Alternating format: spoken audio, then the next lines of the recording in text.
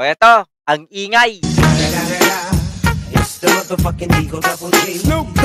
Tuloy-tuloy ang kaingayan ni Sara Duterte. Ngayon, Vice President Sara Duterte naghain na ng counter affidavit sa Ombudsman kaugnay sa rekomendasyon ng Kamara na pagsasampa ng patong-patong na reklamo kaugnay sa confidential fund.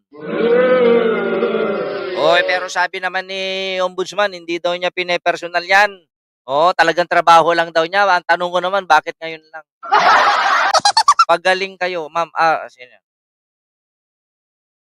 Marta yan. Kung hindi ko na ilapit talaga itong mata ko, hindi ko mababasa.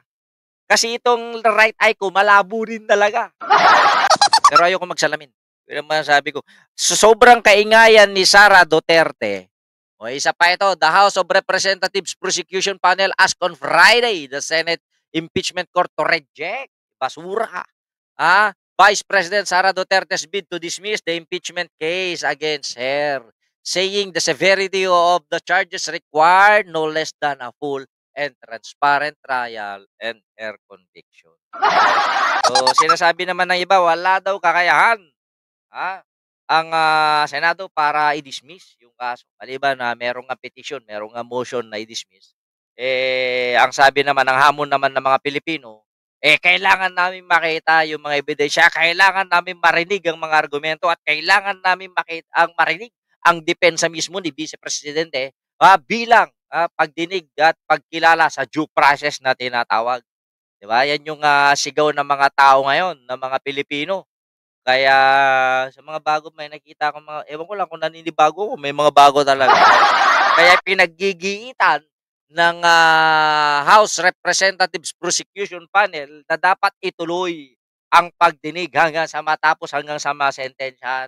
Let be the people judge yun sa proceedings na mangyayari. Hindi lang mga senador ang kailangan maghusga dito, kundi pati taong bayan. Diba?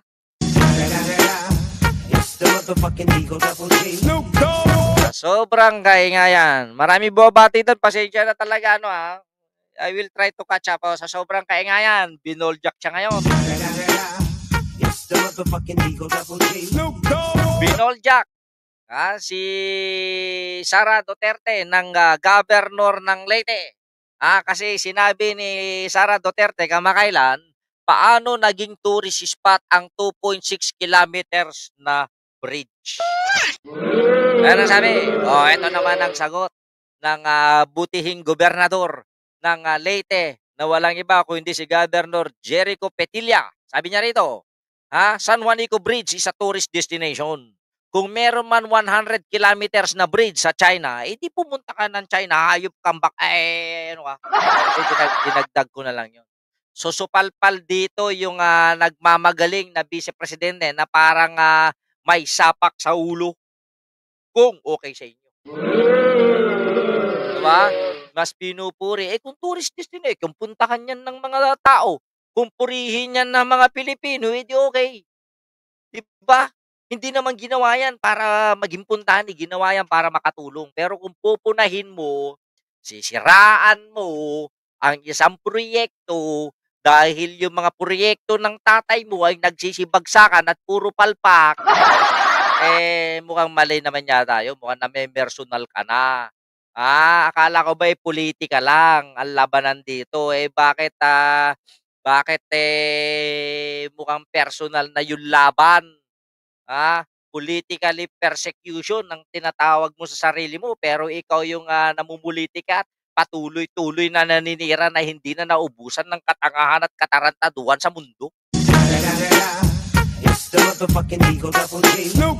Yan, kasi madali lang ako ngayon, kaya please don't forget to like and share mga kapatid, kasi after nito, pagkatapos kito, bibili na ako ng gamot ko. At mahirap talaga akong maglakad kasi malabo yung aking paningin. Yan.